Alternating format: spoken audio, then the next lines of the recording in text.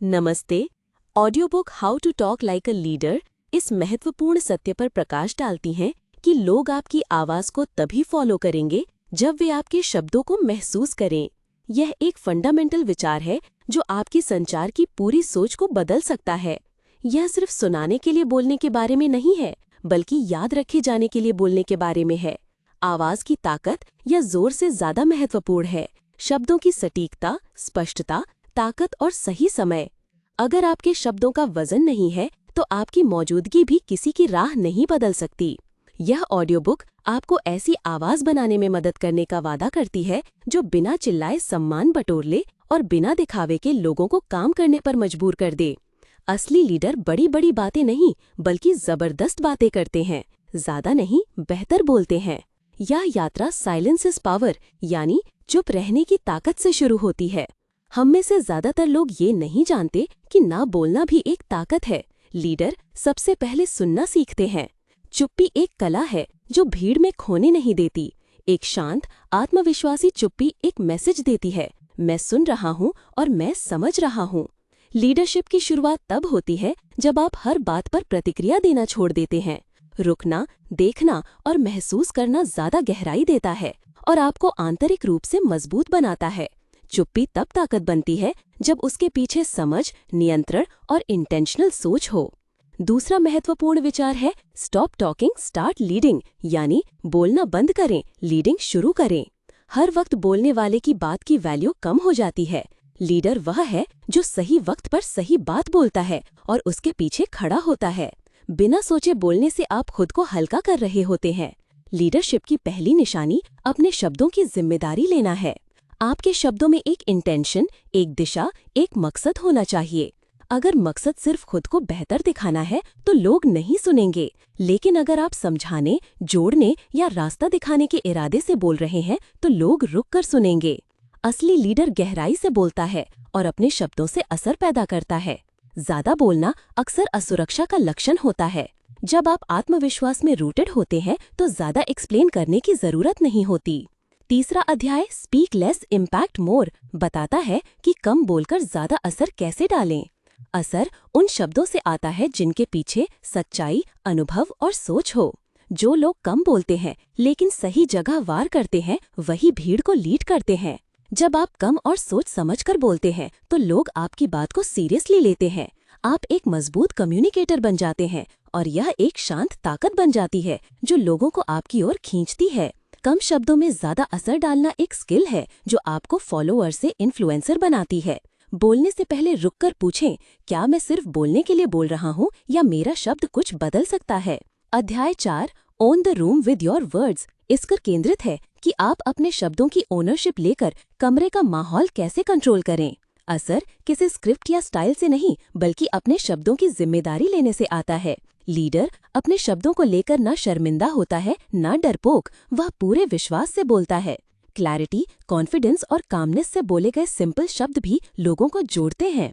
आत्मविश्वास fancy English से नहीं, सेल्फ वर्थ से आता है।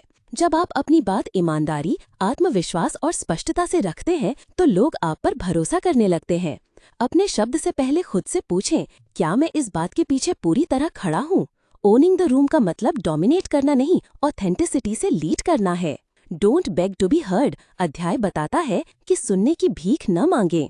हम अक्सर खुद को साबित करने या लोगों को खुश करने के लिए बहुत ज्यादा बोलते हैं। लीडर अपनी बात मनवाने की भीख नहीं मांगता, वह बोलता है और अगर लोग नहीं सुनते तो चुप हो जाता है। वैलिडेशन मांगने से नहीं मिलती, कमाई जाती है। असली लीडर जानता है कि हर बार सुने जाने की जरूरत नहीं, जरूरी यह है कि जब वह बोले तो उसके शब्द लोगों को सोचने पर मजबूर करें। जब आप खुद को बार बार साबित करते हैं तो शब्दों की वैल्यू कम कर देते हैं। ठहर कर बोलने में एक ताकत है जो लोगों को सोचने पर मजबूर करती है। छठा अध्याय से व्हाट स्केयर्स यू बताता है कि जो बात आपको सबसे ज्यादा डराती है वही आपके अंदर सबसे ज्यादा ताकत रखती है। लीडर बनने का सफर वहीं से शुरू होता है जहां आप अपने डर से मुंह मिलाते हैं। वहीं बोलना शुरू करें जो डराता है, क्योंकि वही आपकी आवाज की हड्डी बनाता है, वो बैकबोन जो सच्चाई और वजन लाती है। सच्चा लीडर डर के बावजूद बोलता है।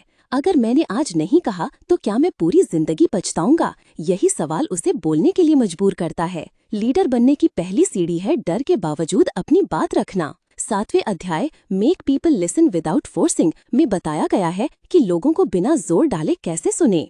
प्रभाव तब आता है जब आप अपनी बात ठहराव, सच्चाई और साइलेंस के साथ कहें, न कि चीख कर या बार बार समझा कर। एक लीडर दबाव नहीं बनाता, वह माहौल बनाता है। सीधी साफ बात कहकर चुप हो जाना, उस चुप्पी में शोर से ज्यादा वजन होता है।